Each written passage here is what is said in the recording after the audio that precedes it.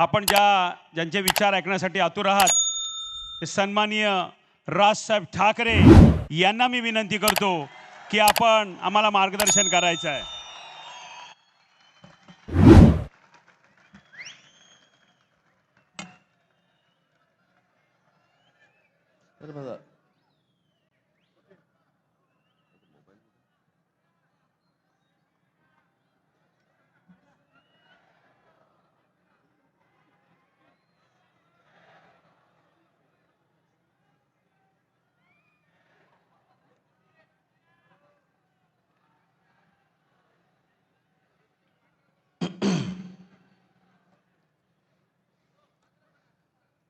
व्यासपीठावरती उपस्थित असलेले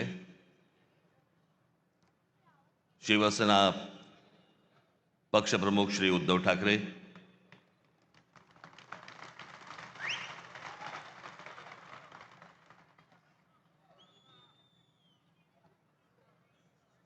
माझे मित्र आणि शिवसेनेचे नेते श्री संजय राऊत, इतर सर्व मान्यवर आणि माया जमलेल्या सर्व तमाम मराठी बांधवांनो, भगिनींनो आणि मातांनो,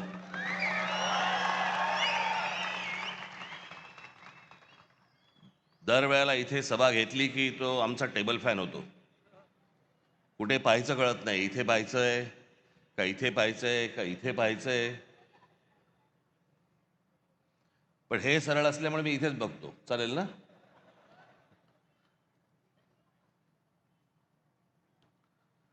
आज निवडणूक एका शेवटच्या टप्प्यावरती येऊन ठेपलेली आहे. कालची सभा ही मुंबईची होती,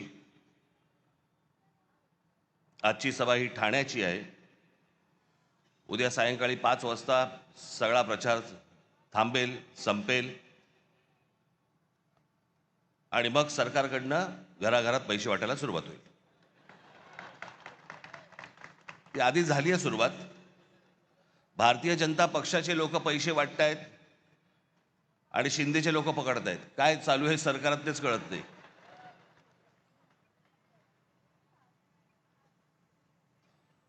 त्या दिवशी मी कल्याण डोंबिवलीला गेलो, अनेक मतदारसंघामध्ये फिरलो.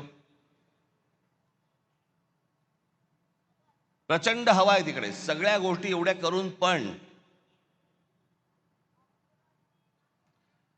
मी खरं तर आज त्या कल्याण डोंबिवलीमधल्या काही लोकांना मी इथे बोलवणार होतो, पण आता प्रचाराचा शेवटचे काही 2 दिवस आहेत, उरलेले आहेत, म्हणून ते इथे येऊ नाही शकले.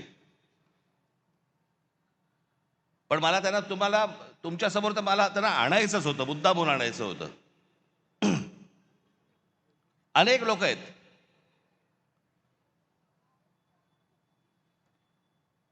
आज घराघरामध्ये 5-5 हजार रुपये वाटतात मतांसाठी.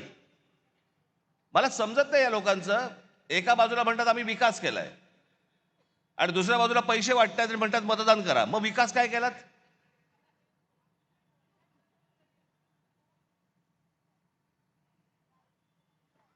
मला घेणाऱ्यांची चिंता आहे, देणाऱ्यांची नाही.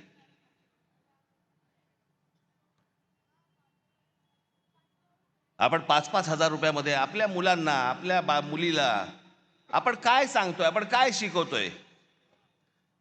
ते उद्या ज्यावेळेला समाजात जाणार त्यावेळेला ते काय म्हणणार? माझा बाप विकला गेला, माझी आई विकली गेली,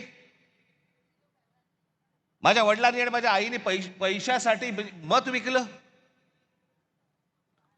उद्या ती मुलं असतील, त्या मुलं मुलींचे त्यांचे कोणीतरी मित्रपरिवार असेल, ते काय म्हणतील की अरे ह्यांच्या आई वडिलांनी मत विकलं, हे विकले गेले. विकले जातात. त्या कल्याण डोंबिवलीमध्ये बाजार, गुलामांचा बाजार असायचा ना पूर्वी. गुलामांचा बाजार मांडलेला असायचा, तसा गुलामांचा बाजार मांडला होता. महाराष्ट्रामध्ये 66 ठिकाणी पैसे देऊन, पैसे वाटून फॉर्म माघारी घ्यायला लावले.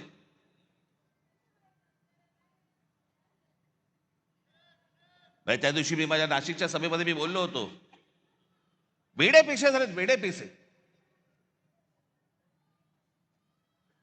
त्या दिवशी एका ठिकाणी तर कोणी त्या एका माणसाने ते काय स्क्रुटिनी असते, समोरच्याचा एबी फॉर्म गिळून टाकला. बरं दिवस नव्हता, एखाद दिवस मिळाला असं दुसऱ्याशी वाट तरी बघता आली असती.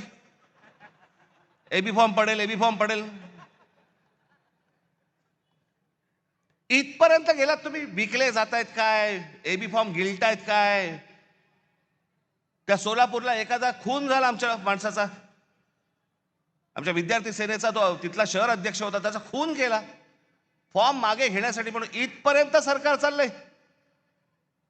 पोलीस हताश, कोर्टाकडे तर बघायलाच नको. हे कोणतं राज्य आहे?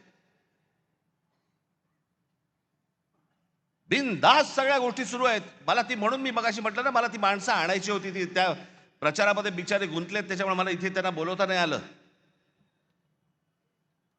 5-5 हजाराला मतं विकतायत. मी फक्त 2-3 माणसांची फक्त तुमच्यासमोर नावं घेतो, बाकीचे तर आता येतील.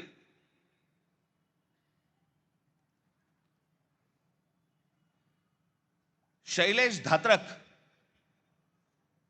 एका, ते काय प्रभागात 4चा प्रभाग असतो ना, त्याच्यामध्ये एका कुटुंबातले 3 जण उभे आहेत. शैलेश धात्रक, मनीषा धात्रक आणि पूजा धात्रक. किती पैशाची ऑफर झाली असेल तुम्ही कल्पना पण नाही करू शकत. म्हणजे काय लेवलचा बाजार मांडला या लोकांनी, तुम्हाला अंदाज येईल. या 3 लोकांना एका घरात मिळून 15 कोटी रुपयाची ऑफर दिली गेली. 15 कोटी. आणि मला ते मुद्दामून इकडे बोलवायचे होते त्यांना. त्यांनी 15 कोटीची ऑफर नाकारून ते निवडणुकीला उभे राहिलेत.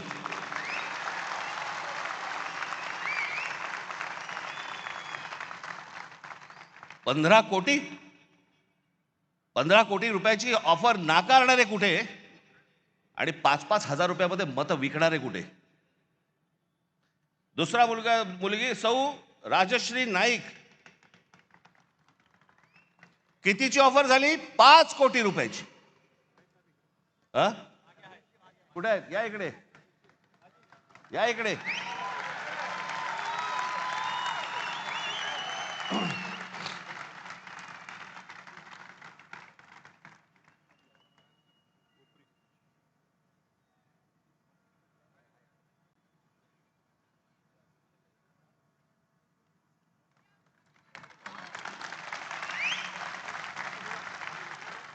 पाच कोटीची ऑफर झालेली गोष्ट नाकारणारी आहे. हे महाराष्ट्राचं स्वाभिमानी रक्त.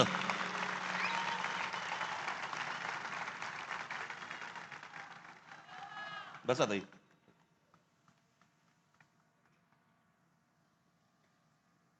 सुशील आवटे,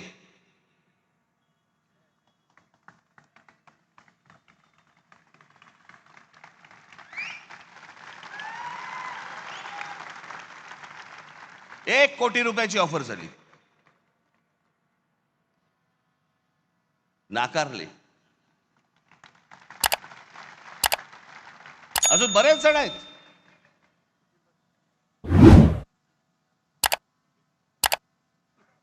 कुठून येतोय हा पैसा? काय चाललंय हे? किती पैसे वाटायचे? अहो तुम्ही हे फक्त 2-3 जण बघताय. महाराष्ट्रभर पैसे वाटलेत. महाराष्ट्रभर आले कुठून? टाकसाळे.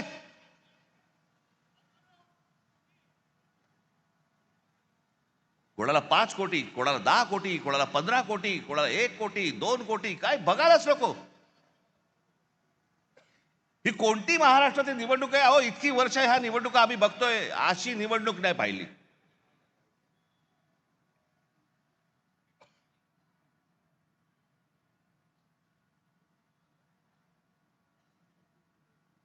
काही लगामच नाही या लोकांना. बिनधास्त जे काय हवंय ते करायचंय. कोर्टात जाऊन काय उपयोग नाही, पोलिसात जाऊन काय उपयोग नाही, कुठेही तुम्हाला जाऊन उपयोग नाहीये. बस आमची मर्जी. त्या बदलापूरला आमच्या महाराष्ट्र नवनिर्माण सेनेने त्या बाईच्या मुलीचं, एक लहान मुलगी जिच्यावरती बलात्कार झाला, तिचं प्रकरण जेव्हा बाहेर काढलं, त्यातला जो मुख्य आरोपी होता, काही कारण नसताना पोलिसांकडनं त्याला एन्काउंटर केला गेला, मारला, त्याला ठार मारला. का? कशासाठी? या नराधमांना ठार मारले पाहिजे त्याच्याबद्दल वादच नाहीये, पण एन्काउंटरमध्ये ठार का मारायचा होता? काही गुपित होतं का? जर ते बाहेर पडलं असतं तर काही प्रॉब्लेम होता का? आणि त्याच्यातला जो सह आरोपी होता आपटे नावाचा, त्याला भारतीय जनता पक्षाने काल स्वीकृत नगरसेवक म्हणून स्वीकारलं. आमच्या अविनाश जाधवने धमकी दिली,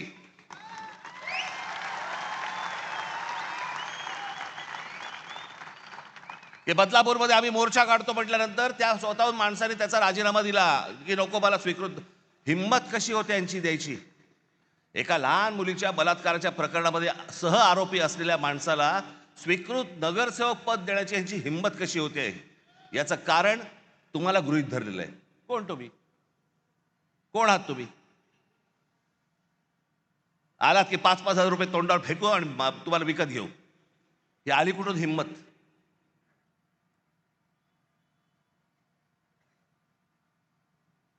काल मी सांगितलं भ्रष्टाचाराचे आरोप आमच्यावरती करतायत. छगन भुजबळांना जेलमध्ये टाकणारे हेच देवेंद्र फडणवीस. त्याला तर काय झालं माहिती आहे मला. जेव्हा आले त्याला मला बरा वाटायचा, माणूस चांगला वाटायचा. आत्ता पण बरा होता.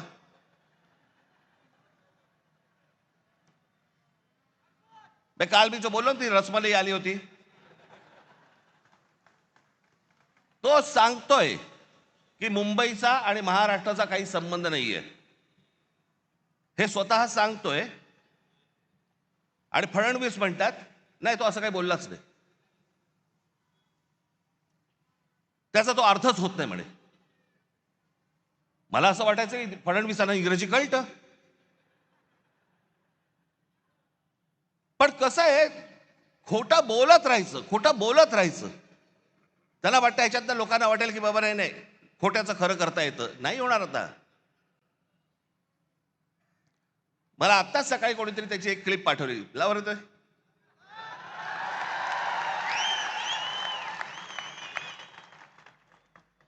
मला यांच्या स्टेटमेंट बद्दल काय म्हणा? Bombay is not a Maharashtra city. Mumbai महाराष्ट्राची नाही याच्या इंटर असं हे महत्त्वाचं म्हटलंय. Bombay is not a Maharashtra city. Mumbai is not a Maharashtra city. Mumbai is international नाहीये. Bombay is not a Maharashtra city. त्यांनी म्हटलं मुंबई हे आंतरराष्ट्रीय, आणि ते खरंच आहे, आंतरराष्ट्रीय शहर आहे. त्यात काय वाईट आहे? Bombay is not a Maharashtra city. आंतरराष्ट्रीय शहर आहे, महाराष्ट्राचं नाही असं बिलकुल नाही म्हटलेलं. Bombay is not a Maharashtra city. त्याचं वाक्य आहे. नाही तसं त्याचा अर्थच नाही. Bombay is not a Maharashtra city. CM साहेब त्यांचं तो बोलतोय खाली की मुंबई महाराष्ट्राची नाही म्हणून नाही. तो असं बोललाच नाही म्हणे. त्याचा म्हणे तो अर्थच होत नाही. किती खोटं बोलायचं, काही मर्यादा? कोणासाठी करताय हे तुम्ही? कशासाठी करताय हे?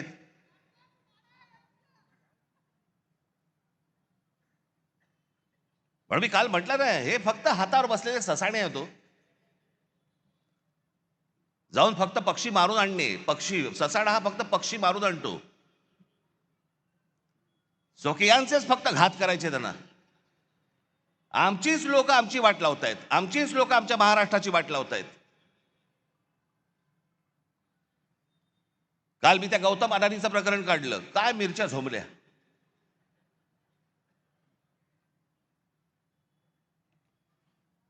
आणि काय पुढे सुरू केलं तर राज ठाकरेंचा माझा आणि गौतम अडाणीचा एक फोटो. बरं, मग पुढे माझ्या घरी गौतम अडाणी येऊन गेला एकदा. माझ्याकडे रतन टाटाही येऊन गेलेत. माझ्याकडे मुकेश अंबानी येऊन गेलेत. माझ्याकडे आनंद महिंद्राही येऊन गेलेत. अनेक उद्योगपती येऊन गेलेत. अनेक फिल्ममधले कलाकार येऊन गेलेत. घरी येऊन गेले म्हणून त्यांची काय पापं झाकायची का मी?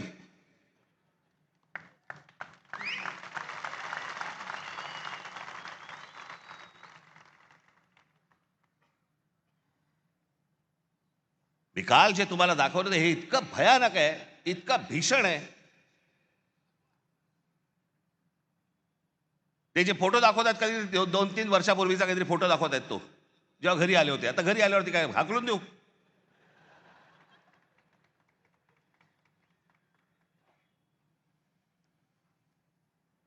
ज्या वेळेला या महाराष्ट्रावरती संकट येईल, ज्या वेळेला या मुंबई ठाणा आमच्या शहरांवरती संकट येईल, राज ठाकरे दोस्ती बिस्ती बघणार नाही कुठे.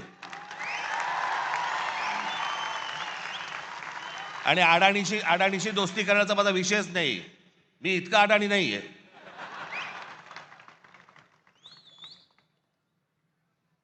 पण ते काल जे मी तुम्हाला दाखवलं त्याचं गांभीर्य नीट समजून घ्या. मी काल जे तुम्हाला सांगितलं की जवळपास 60% म्हणजे हा माणूस कधी सिमेंटमध्ये कधी नव्हता, तो आज माणूस 2 नंबरला सिमेंटमध्ये आलाय. आज देशातला 2 नंबरचा सिमेंटचा व्यापारी तो आहे. आज ही सगळी विमानतळ. आता नाही इथे गुजराती समाजातले लोक आले असतील. खरं तर आमचं तुमचं काही भांडण नाही आहे, फक्त आमच्याशी भांडायला येऊ नका.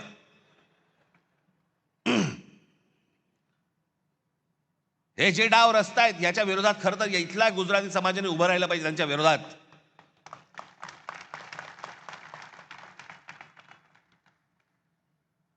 पण हे मुद्दामून ज्या गोष्टी करतायत, हे काय करतायत,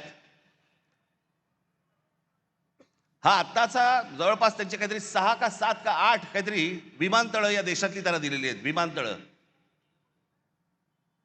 तुम्हाला माहीत नसेल म्हणून मी तुम्हाला सांगतो. यातलं नवी मुंबईचं विमानतळ हे सोडलं तर गौतम अडानीने या देशामधलं एकही विमानतळ बांधलेलं नाही. दुसऱ्यांनी बांधलेली, दुसरे चालवत असलेली विमानतळं गन पॉइंट वरती स्वतःकडे घेतली. बांधलेलं फक्त एकमेव पोर्ट गुजरातमधलं फक्त मुंद्रा पोर्ट. बाकी देशभरामधली जेवढी पोर्ट्स आहेत ही सगळी दुसऱ्यांची होती. गन पॉइंट वरती सांगितलं ही मला पाहिजे.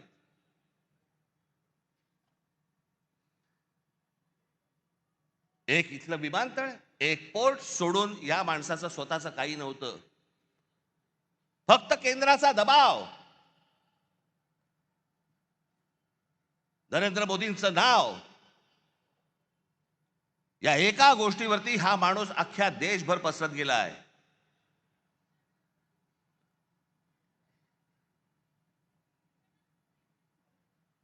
उद्या जर ही पोर्ट बंद झाली, तुमचा व्यापार ठप्प.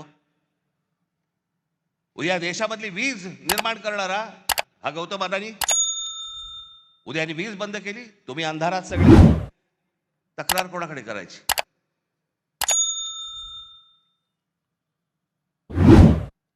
आत्ता 1-2 महिन्यापूर्वीची गोष्ट असेल, महिन्याभरापूर्वीची गोष्ट असेल.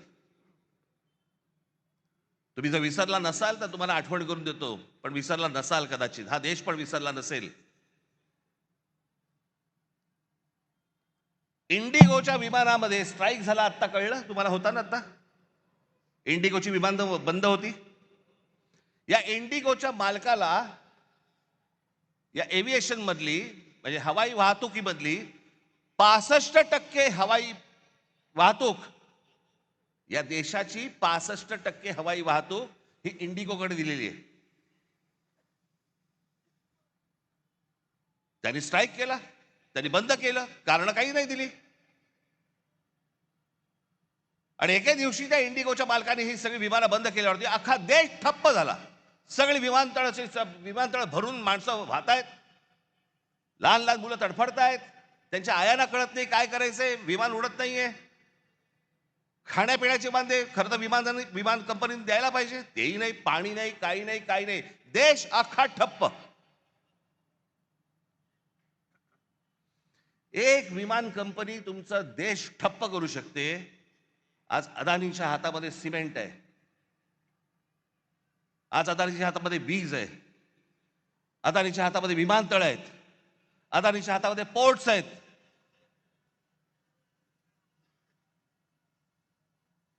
लोखंडाचे व्यापार म्हणजे सगळं. म्हणजे उद्या हे जर समजा सिमेंटचे समजा करायला लागले, भाव वाढवायला लागले, तुमच्या घरांच्या किमती वाढत जाणार.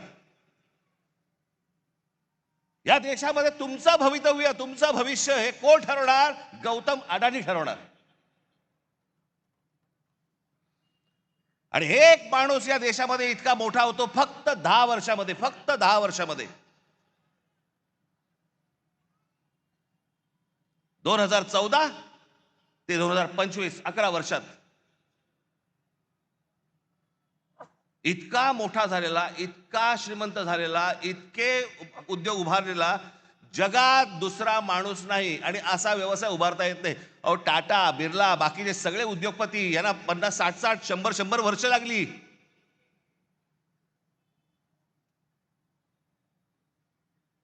मी काल महाराष्ट्राचा नकाशा दाखवला, त्याच्यामध्ये सगळं दाखवलं की महाराष्ट्रामध्ये कशा प्रकारच्या गोष्टी होत आहेत.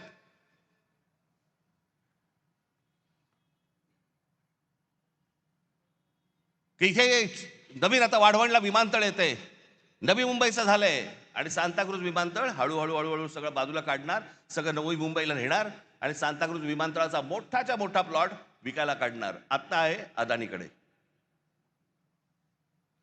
मी काय, माझा काय कोणी दुश्मन नाहीये. या देशामध्ये उद्योगपती मोठे व्हावेत, पण सगळे व्हावेत, एकाकडेच नाही.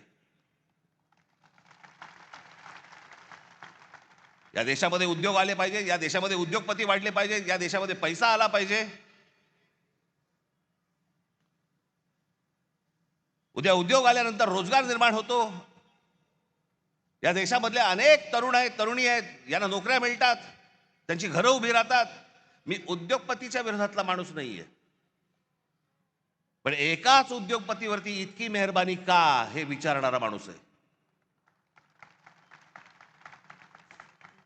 बाकीचे उद्योगपती मेले काय या देशातले?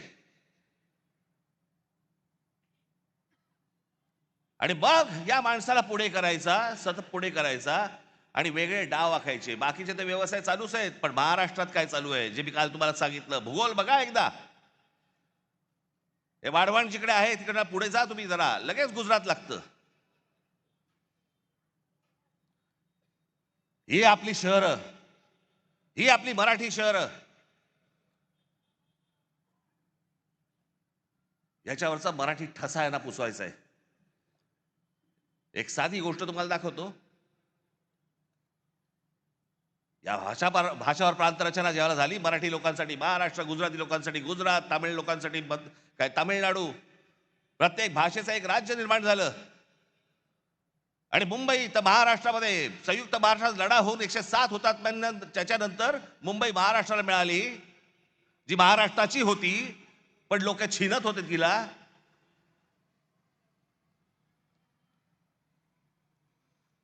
प्रत्येक राज्याची एक स्वतःची एक संस्कृती असते, प्रत्येकाची एक भाषा असते, प्रत्येकाचा एक स्वाभिमान असतो. आमच्या स्वाभिमानाला तुम्ही दख लावताय. नवरात्राच्या वेळेला गरबा खेळला जातो. आमच्या इकडे मुंबईमध्ये पण होतात या गोष्टी, तुमच्याकडे होत असतील. अनेक आपले लोक, काय प्रत्येक जण गुजराती नसतो, आपले लोक अनेक जण जातात, गरबा खेळतात. अनेक महिला असतात, त्यांना गरबा आवडतो, खेळतात. चांगली गोष्ट आहे, वाईट काहीच नाहीये. पण तो आनंदाचा एक सणाचा विषय आहे. पण मुंबईत, महाराष्ट्र राज्याची राजधानी मुंबई विमानतळावरती जेव्हा गौतम अडानीने विमानतळ ताब्यात घेतलं, ते ताब्यात घेतल्यानंतर तुम्हाला काय सांगायचं होतं आम्हाला, ज्याच्यातनं ही कृती केली बघा.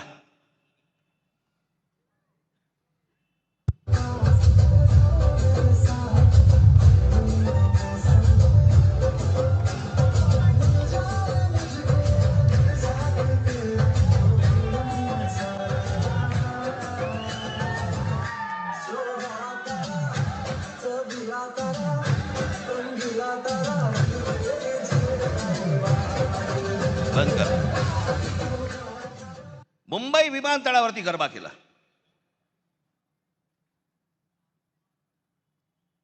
तुमची ओळख पुसून टाकायची. मुंबई तुमची नाहीये.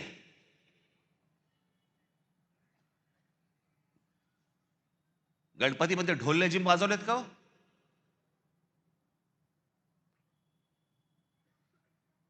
आणि जर वाजवायचे असतील तर फक्त ढोल लेझिमच वाजले पाहिजे मुंबई विमानतळावरती, बाकी काही नाही.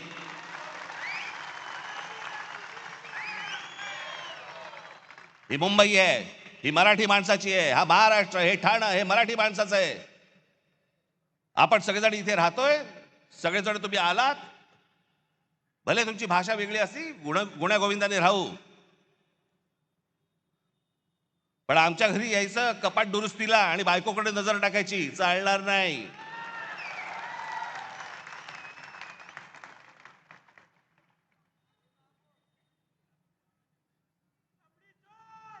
काय बेभानपणा सुरू आहे आता इथे तुमच्या घोडबंदरला, या घोडबंदरला इथे नॅशनल पार्क मध्ये, ही लोकसत्तामध्ये आलेली बातमी आहे, लोकसत्तामध्ये 1000 एकर जमीन जंगलाची, जंगल आहे, डेन्स फॉरेस्ट, घनदाट जंगल, त्याची 1000 एकर जमीन ही एका उद्योजकाला विकतायत, जंगल काढून टाकतायत, झाडं तोडून टाकतायत. आत्ता बरं वाटलं मला की गणेश नाईकांनी सांगितलं मी हे होऊ देणार नाही, आनंदाची गोष्ट आहे ती. पण मला कळलंय हे कोणाला करायचंय, एकनाथ शिंदेना करायचंय, त्यांच्या कुठे ओळखीचे आहेत.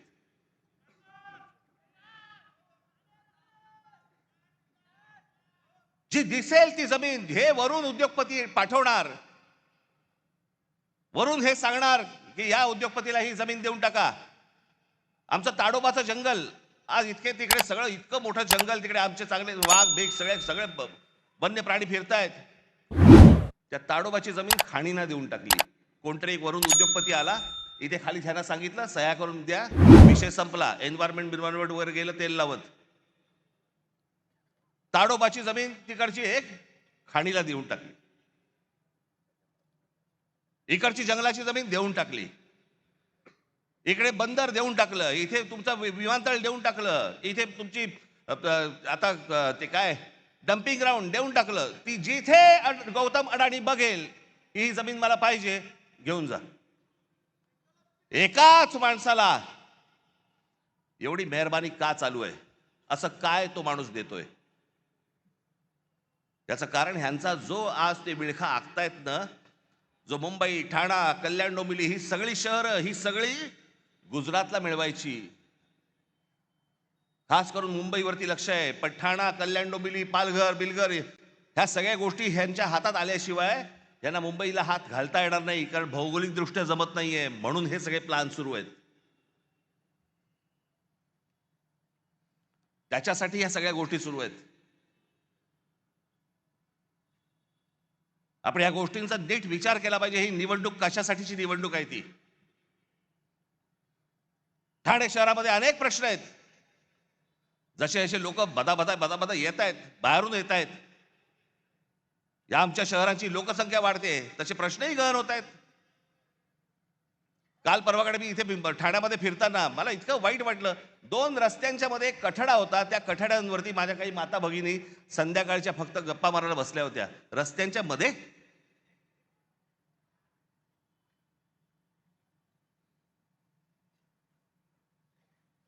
जे आम्हीच तुम्हाला सांगतोय सुखसोयी तर उत्तम देऊच या ठाण्यामध्ये,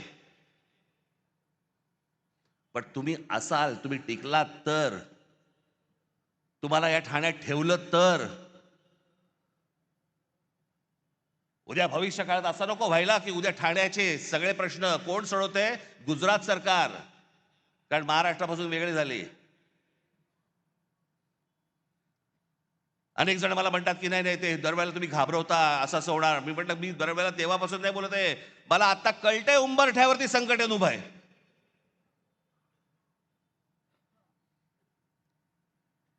कोणत्याही क्षणी तुमच्या दरवाज्यावरती टकटक होईल. आज जर गाफील राहिलात कायमचे फसाल.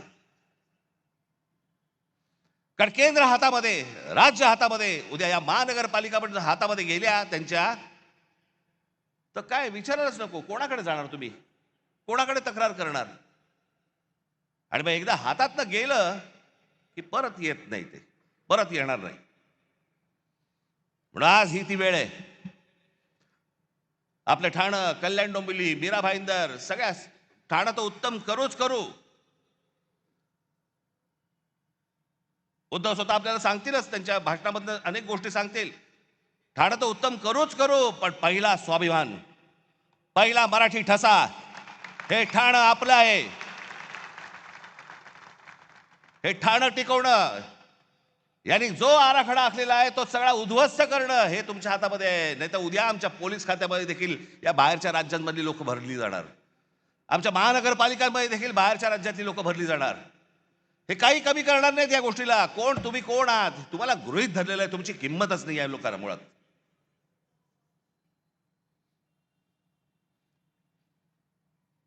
जातील कुठे, येतील दीड दमडी फेकली की येतील, हा जो त्यांचा आत्मविश्वास आहे, हा आत्मविश्वास तुम्हाला या निवडणुकीमध्ये मोडून काढायचा आहे.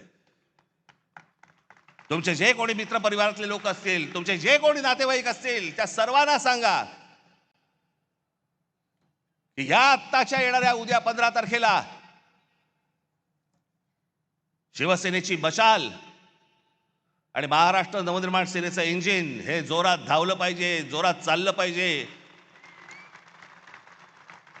आम्हाला सत्तेचा हव्यास नाहीये. वाईट या गोष्टीचं वाटतं, डोळ्या देखत शहरं जाऊ नयेत, डोळ्या देखत इतरांनी ही शहरं घेऊ नयेत, एवढ्यासाठीचं हे फक्त आत्ताचं हे युद्ध आहे. येत्या 15 तारखेला आपण सर्वजण सतर्क राहा, कुठेही गाफील राहू नका. जे BLA असतील, जे नेमले गेलेली माणसं असतील, बूथवरती सकाळी 6 वाजता जा. आणि जे काल सांगितलं परत सांगतोय, जर दुबार मतदार वगैरे करायला कोणी आले, तिथेच कान फडवायचे, तिथेच ठोकायचे, तिथेच मारायचे. ही शहर वाचवा, एवढंच फक्त आपल्याला सर्वांना आवाहन करीन आणि आपली सर्वांची मी रजा घेईन. धन्यवाद. जय हिंद, जय महाराष्ट्र. धन्यवाद राजसाहेब. यानंतर शिवसेना पक्षप्रमुख आदरणीय उद्धवसाहेब ठाकरे यांना मी विनंती करतो की आपण मार्गदर्शन करायचं आहे. मराठी एकजुटीचा नाही ना, हे फक्त केलेली कामं ठेवा. ते पुढे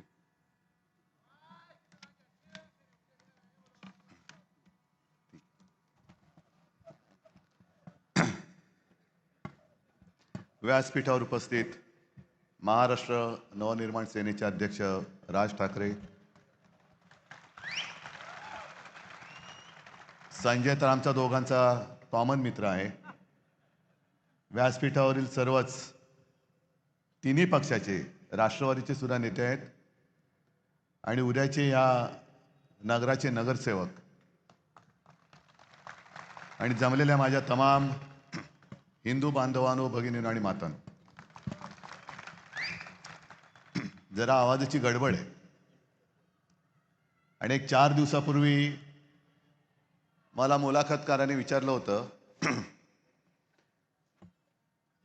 इस चुनाव की खासियत क्या है? म्हटलं खासी यही खासियत है. सगळेजण खोकतायत, सगळ्यांनाच घशाचा त्रास होतोय. आणि हा काय अचानक नाही झालेला. त्याच्या मागे हे सगळं जे काय राजनी सांगितलं, ते षडयंत्र हळूहळू हळूहळू आपल्या गळ्यापाशी आवळत आवळत आवळत हा केवळ माझा नाही तर आपल्या सगळ्यांचा आवाज चेपण्याचा प्रयत्न चाललेला आहे.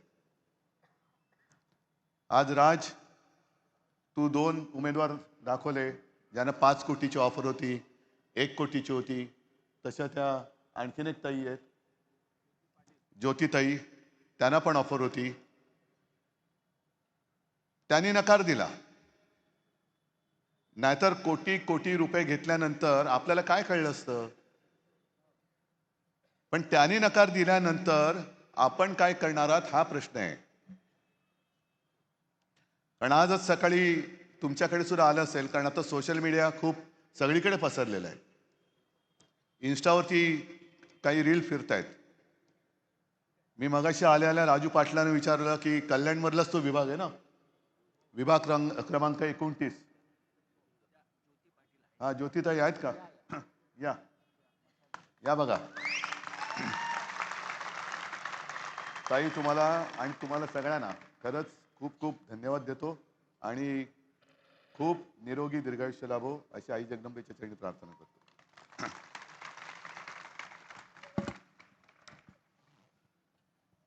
प्रभाग क्रमांक 29 हे सगळं मी फोनवरती पाहिलं. घराघरामध्ये पाकिटं जातात, पैशाची पाकिटं. आणि हीच आता निवडणूक संपली आहे, नेमणुका सुरू झालेल्या आहेत. आणि आम्हाला किंवा तुम्हाला असं वाटत असेल की आपण मतदान करतोय म्हणजे आपलं सरकार निवडतोय, मला असं वाटतं की ही कदाचित शेवटची निवडणूक असेल. कारण याच्या पुढे आता देशाचे पंतप्रधान देश चालवतील असं वाटत नाही. राज्याचे मुख्यमंत्री राज्य चालवतील असं वाटत नाही. कोण चालवेल देश, कोण चालवेल राज्य, आणि आपण बसा बोंबलत. महापौर कोण होणार? मला एक गोष्ट कळत नाही, म्हणजे आम्ही दोन भाऊ 20 वर्षांनी एकत्र आलो. जेव्हा एकत्र नव्हतो तेव्हा विचारत होते एकत्र येणार की नाही येणार, उद्या तुम्ही असे कराल का, एकत्र येणार का. आता आलो. आजच मला कोणीतरी विचारलं की तुमची जी काही युती झाली त्याच्यात जागा वाटप कसा झाला, आणि मी त्यांना उत्तर दिलं, मुळामध्ये आमची युती जागा वाटपासाठी झालेलीच नाही, मराठी माणूस जागा करण्यासाठी आमची युती झालेली आहे. जागा वाटप कसलं, आमचीच जागा आहे. आणि सगळी आम्ही म्हणजे एका घराण्याचीच लेकरं आहोत. आपण सगळी एका मातेची, एका मातीची लेकरं आहोत. मग दुसरा प्रश्न येतो की तुम्ही मराठी करताय, इतर भाषिकांचं काय. म्हटलं काय, इतर भाषिकांनी कोणी तक्रार केली का तुमच्याकडे? आमचा विरोध दुसऱ्या भाषिकांना किंवा भाषेला नाहीये, पण आमच्यावरती जो दादागिरी करतोय, आमच्या घरात घुसून त्याला त्याच भाषेत उत्तर नाही दिलं तर कशाला छत्रपतींचं नाव घ्यायचं? असा कोणतरी एखादा मराठी माणूस आहे का की कोण तो राज तू बोलला तो मलई का कोण कलई, त्याच्या तिकडे जाऊन बोलेल की या शहराचा या राज्याशी संबंध नाही? उभा चिरतील त्याला तिथल्या तिथे. आम्ही सहनशील आहोत, आम्ही सगळ्यांना आपलं मानत आलो, आणि आता आपलं मानता मानता जे कोणी आमच्याशी दादागिरी करतायत त्यांना थोडंसं त्यांना कानफट आहे एवढं दाखवून दिलं तर काय चुकलं आमचं? काय चुकलं काय आमचं? इतर भाषिकांचं आमचं काहीच म्हणणं नाहीये. मराठी आमची आई आहे, ठीक आहे, हिंदी आमची मावशी आहे, पण या गद्दाराबरोबर जो आणखीन एक गद्दार मुंबईचा गेलाय, तो जे मध्ये बोलला होता की मराठी माझी आई आहे, हिंदी माझी मावशी आहे, आई मेली तरी चालेल. अरे आईवरती वार करणारी अवलाद, म्हणजे एवढी गद्दार लोक या महाराष्ट्रामध्ये निपजू कसे शकतात हेच मला कळत नाही. आई मेली तरी चालेल, कशाला? आई तर पाहिजेच. मावशी असू द्या, काकी असू द्या, मामी असू द्या, आणखीन कोणी असू दे ना. मोहन भागवत सांगतात ना, कुटुंब वाढवा, मोठं कुटुंब घेऊन फिरा की. आम्ही कुठे नाही म्हणतोय, करा मोठं कुटुंब, सुखी कुटुंब. की त्याच्यातले नोकऱ्या किती जणांना लावणार हे भागवतांनी सांगावं, का नुसती बेकारांची फौज तयार करणार हिंदुस्थानामध्ये? जो माणूस शिवसेनेशी गद्दारी करतोय तोच आता ठाण्याशी गद्दारी करायला लागलाय, ठाण्याकरांची गद्दारी करायला लागलेला आहे. म्हणजे राजनी आता जे सांगितलं, वन जमीन 1001 एकर जमीन, म्हणजे मला धक्का बसतोय की ती जमीन त्यांनी देऊन टाकली आणि बाहेर पडल्यानंतर बावनकुळे म्हणतायत की मला माहितीच नाही ही वन खात्याची जमीन आहे. अहो कशाला तिकडे बसलाय झक मारायला मंत्री म्हणून? मुख्यमंत्री मी पण होतो, पण एक सुद्धा वन जमीन मी कोणाला 1 इंच सुद्धा उद्योगपतीला देऊ दिली नव्हती. उलट जंगलाची व्याप्ती मी वाढवली होती. माझ्या काळामध्ये जेवढं जंगलाचं काम झालं, जंगलं वाढवली, तेवढी मला नाही वाटत ह्या आधी कोणी केले असतील. कोणीच केलं नसेल. आणि गणेश नाईकांना मला सांगायचंय की कारण त्यांनी कसं ते शेवटी माणूस आहे, माणूस आहे. त्यांनी मध्ये एक ऑर्डर काढली बिबट्याना, शूट ॲट साईट. कारण बिबटे आता मानवी वस्तीत घुसायला लागले. नाही घुसता का? मग बरोबर आहे, पण बिबटे जर का मानवी वस्तीत दिसले तर शूट ॲट साईट. मग माणूस जर बिबट्याच्या वस्तीत दिसला तर काय? मग काय करायचं? आणि ज्या उद्योजकांसाठी, विकासकांसाठी जंगलाची जमीन जो कोणी सही करून त्यांना आंदण देत असेल, त्या सही करणाऱ्याला Ganesh Naik shoot at sign करणार आहेत का? जो सही करेल त्याला गोळ्या घाला. जो जंगल उद्योगपतीला देईल, जो त्याच्यावर सही करेल त्याला गोळ्या घाला. असं काम वनमंत्री गणेश नाईक करून दाखवणार आहेत का? हिंमत आहे का त्यांच्यामध्ये? बाकी सगळं ठीक आहे. ही जी काय खेचाखेची सुरू आहे, कशासाठी खेचताय? ही महापालिका, अरे ही मला आठवत आहे 1968 साल असेल किंवा त्याही आधी असेल. मी लहान होतो तेव्हा. शिवसेना प्रमुख तेव्हा इथे आधी दिवसभर प्रचाराला यायचे, संध्याकाळी मग माबरोबर मी इथे यायचो. आणि ठाणं म्हणजे काय, तेव्हाचं ठाणं किती जणांना आठवत असेल, मला सुद्धा नीट आठवत नाही, पण बैलगाडीतून प्रचार केला जायचा, बैलगाडीतून. आणि वसंतराव मराठे हे पहिले जनतेतून निवडून आलेले नगराध्यक्ष होते शिवसेनेचे. आणि तेव्हा कम्युनिस्टांनी असं म्हटलं होतं की मुंबई त्यांची, आणि बाळासाहेब म्हणाले होते मग ठाणं माझं. या ठाण्यावरती बाळासाहेबांचं आतोनात प्रेम.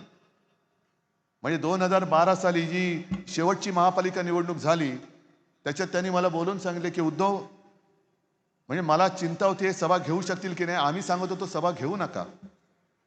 मला म्हणाले नाही, 2च सभा मी घेणार. 2 घेणार म्हणजे घेणार. एक मुंबई आणि दुसरं माझं ठाणं, माझं ठाणं.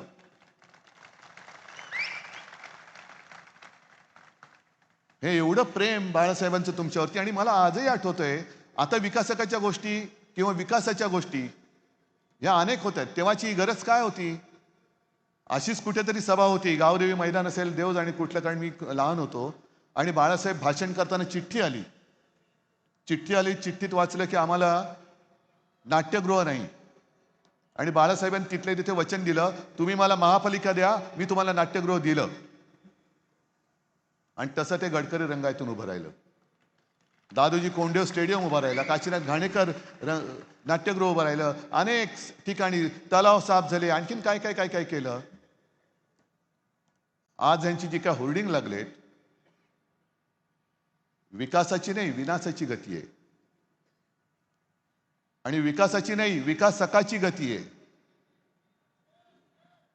ज्या तत्परतेने कामं पटपटपट मंजूर केली जात आहेत, पुढे त्या कामाचं काय होईल काही नाहीये. उद्या प्रदूषण होत आहे. अगदी तुम्हाला खेटून असलेल्या मुलुंडमध्ये मेट्रोच्या कामाची पाहणी करायला भाजपचेच आमदार गेले होते, मिहिरकोटेच्या.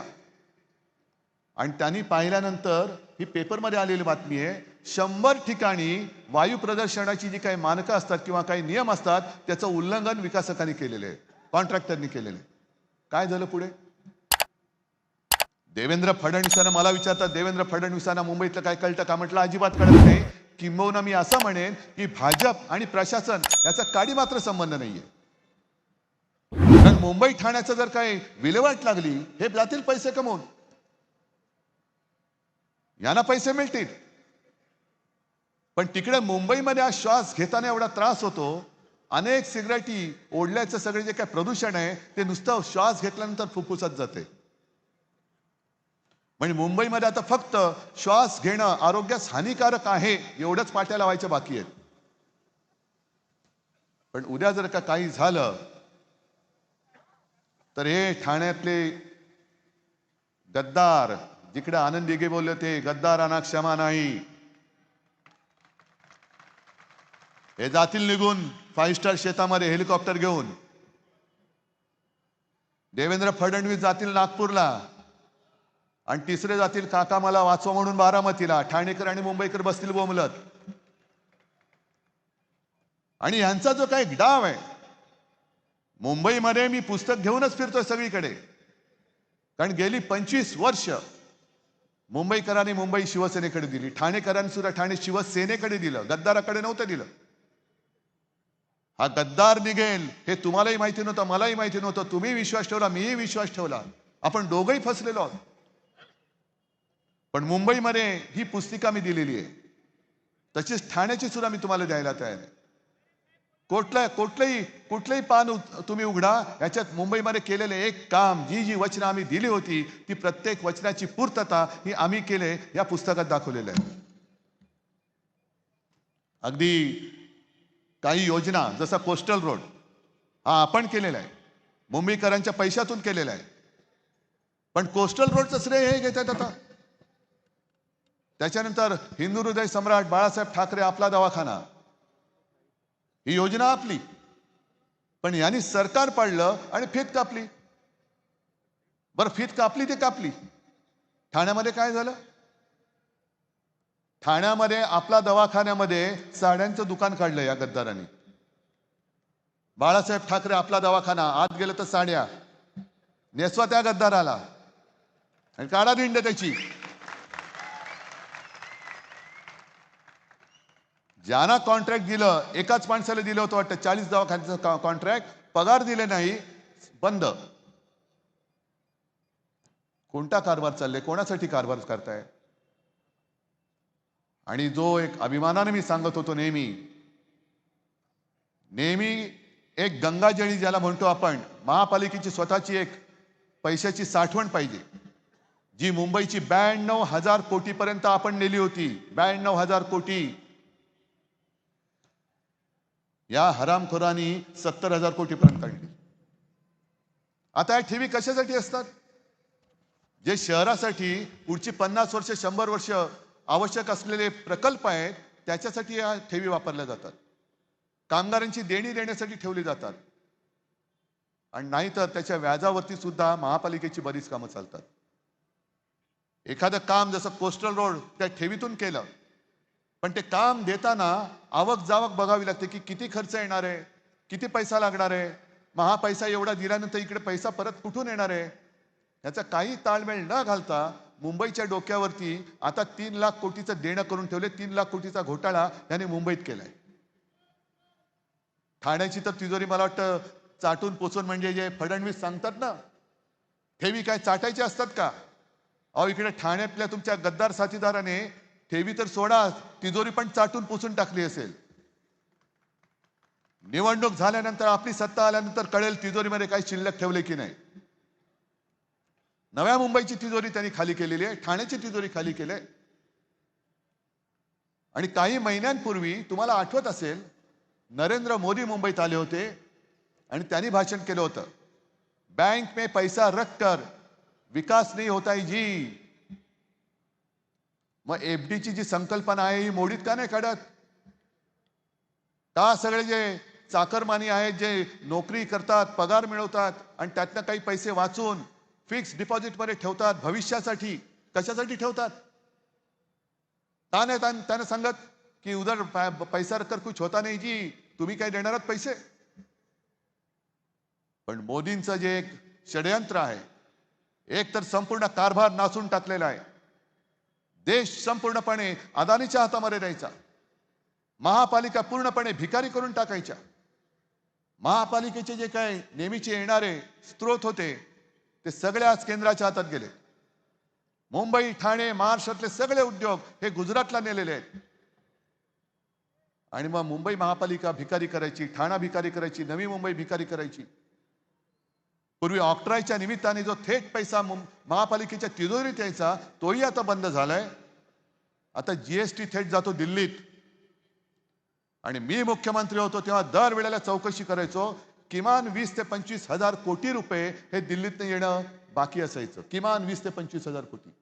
मग प्रत्येक वेळेला आम्हाला त्यांना सांगावं लागायचं की अहो, आमच्या हक्काचे पैसे आम्हाला द्या.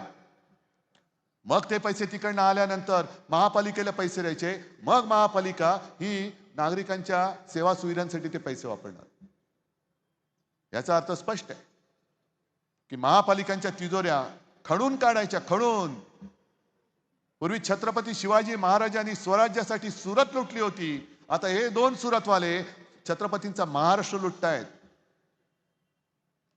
जेवढा इंग्रजांनी आपल्याला लुटलं नव्हतं, तेवढे भाजपवाले आपल्याला लुटतायत.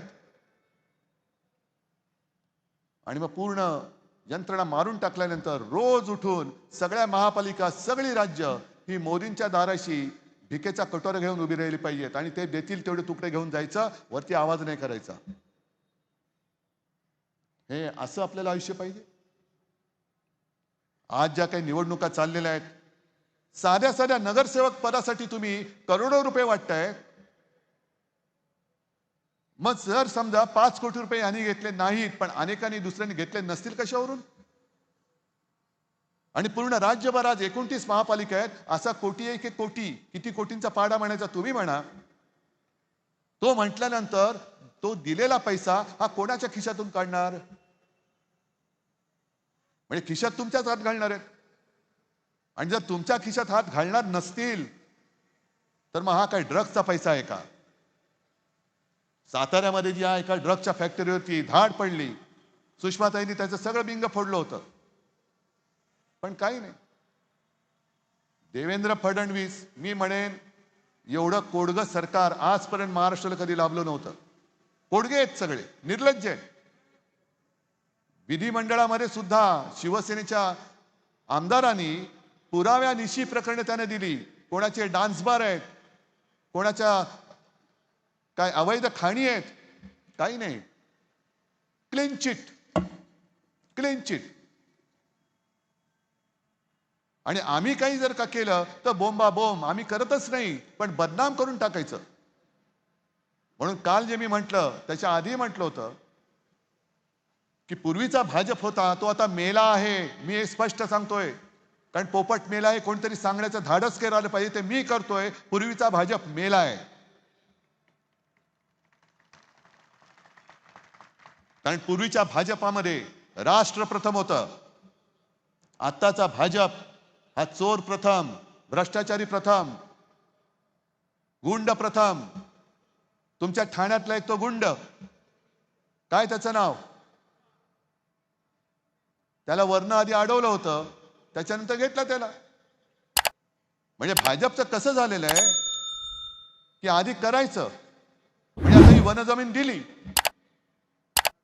त्याच्यानंतर त्या तुषार आपट्याला स्वीकृत नगरसेवक केलं, आणखीन कोणी मग काहीतरी केलं, मग त्या पालघरच्या साधू हत्याकांडात ज्याच्यावरती आरोप केले त्याला पक्षात घेतलं.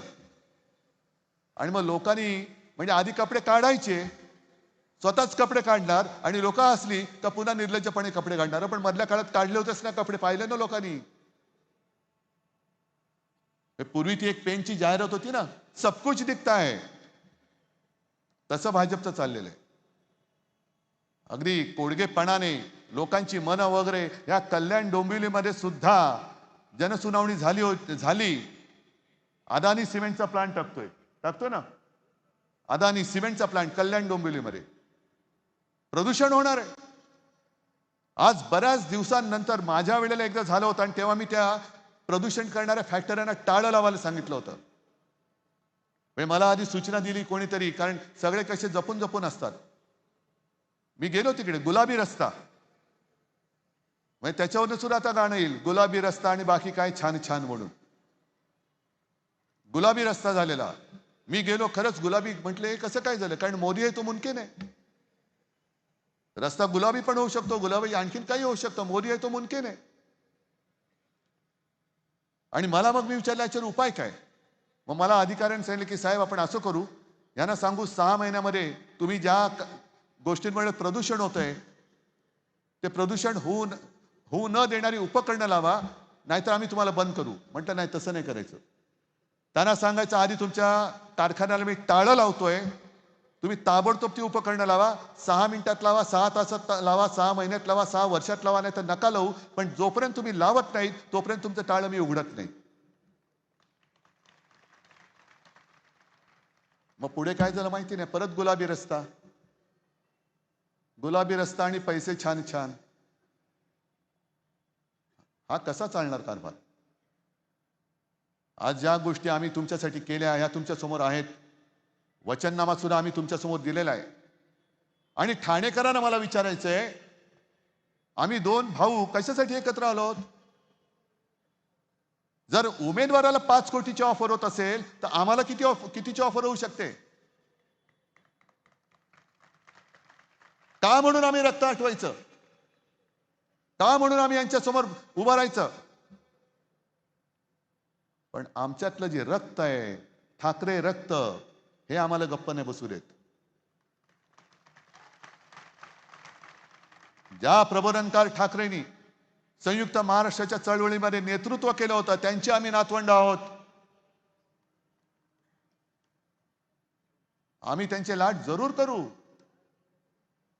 पण जर का आमच्या खांद्यावरती बसून पुढे काय म्हणतात तुम्हाला माहिती आहे, तसं काय करण्याचा प्रयत्न केला तर कानफटात पण मारायला आम्ही कमी नाही करणार आहोत. सगळे एकत्र राहतो. हे सुद्धा मी मुंबई मॉडेल म्हणून पुस्तक केलेलं आहे. करोनाचा काळ काय होता तुम्हाला माहिती आहे? मुंबई मॉडेल ज्याचं कौतुक हे जगभर झालेलं. हे फोटो मी दाखवते तुम्हाला, या पुस्तिका वाटल्यात. म्हणजे एका गोष्टीचं समाधान आहे की चीनने 15 दिवसामध्ये फील्ड हॉस्पिटल बांधलेलं. आपण मुंबईमध्ये 18 दिवसामध्ये त्याच तोडीचं किंवा त्याहून जास्त उजवं हे फील्ड हॉस्पिटल मुंबईमध्ये आपण बांधून दाखवलं होतं. अरे जगात कौतुक झालं, सुप्रीम कोर्टाने कौतुक केलं. आणि ही लोक करोना काळामध्ये भ्रष्टाचार काय केला? भ्रष्टाचार करोना काळामध्ये जो पीएम केअर फंड स्थापन केला गेला होता त्याचा हिशोब पहिला द्या आणि मग आमच्यावरती भ्रष्टाचाराचे आरोप करा. या भाजपवाल्यांनी तेव्हा मुख्यमंत्री निधीला पैसे नव्हते दिले. महाराष्ट्रामधनं निवडून आलेले भाजपवाले त्यांनी दिले होते पीएम केअर फंडला पैसे. कोणाच्या मालकीचा फंड येतो? काय चाललंय त्या फंडामध्ये? आता किती पैसे आहेत त्याच्यामध्ये? कसा वाटप झाला त्याचा? द्या त्याचं उत्तर. पण आपण जे काय केलं त्याचं कौतुक तर सोडा. आता धारावी गिळायला निघालेले आहेत.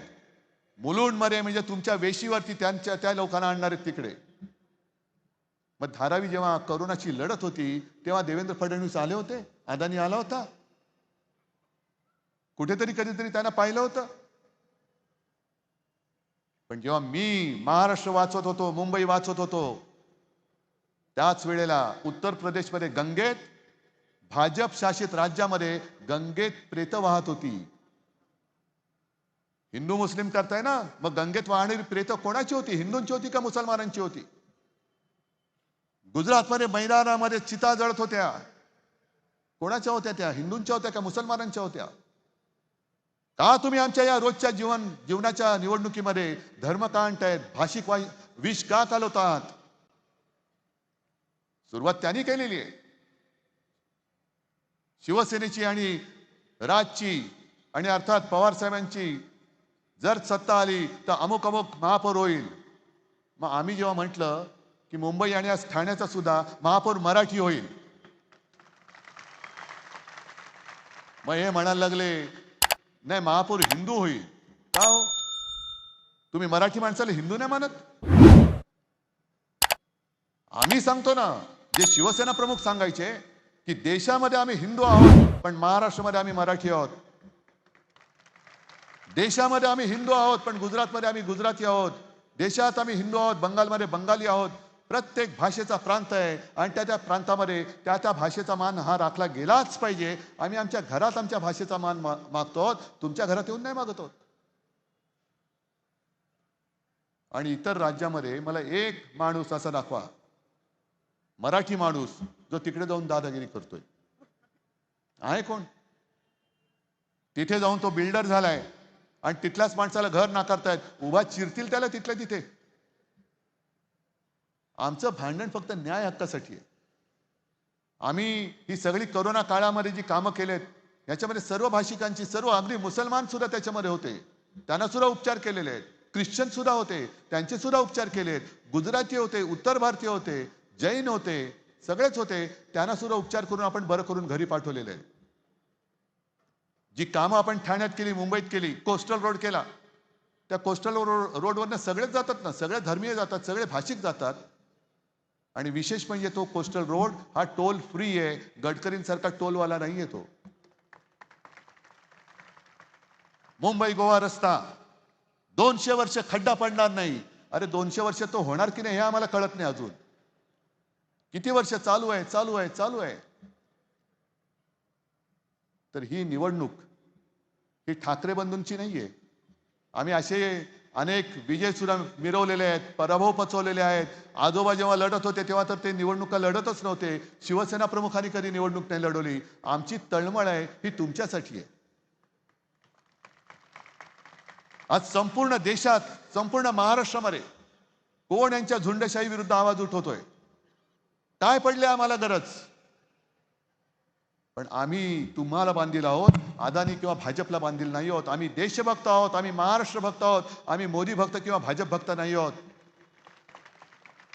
होय आम्ही दिला होता त्यांना पाठिंबा, पण फसगत झाली. मी मागेच म्हटलं की शिवसेनेची 25 वर्ष भाजपासोबतच्या युतीमध्ये सडली, तेच आज मी पुन्हा बोलतोय. आणि आता तुमचे आयुष्य सडू नये म्हणून आम्ही एकत्र येऊन शिवशक्तीची निर्मिती केलेली आहे. आणि मला अभिमान आहे की सगळ्यांचा एक काळ असतो.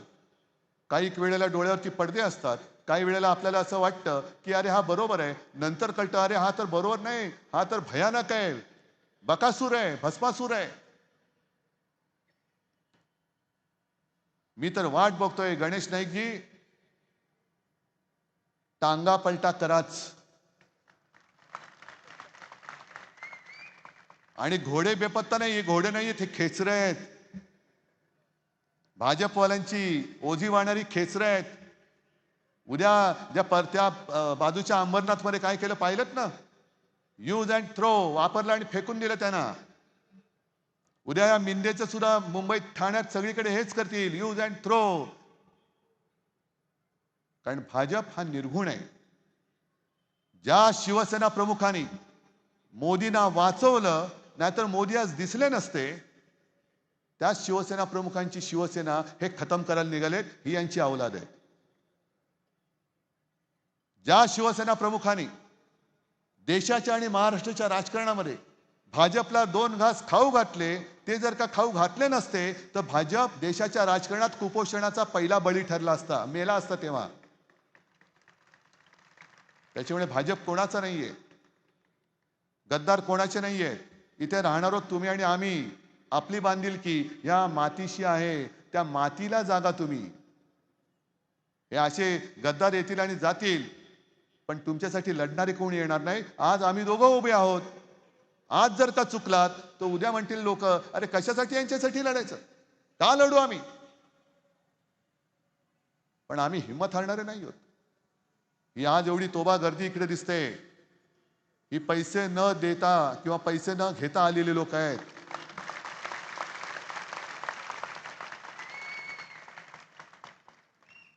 आणि मशालीला मत, इंजिनाला मत आणि तुतारीला मत. म्हणजे आम्हाला मत नाही, तुमच्या चांगल्या आयुष्याला तुम्ही मतदान करताय.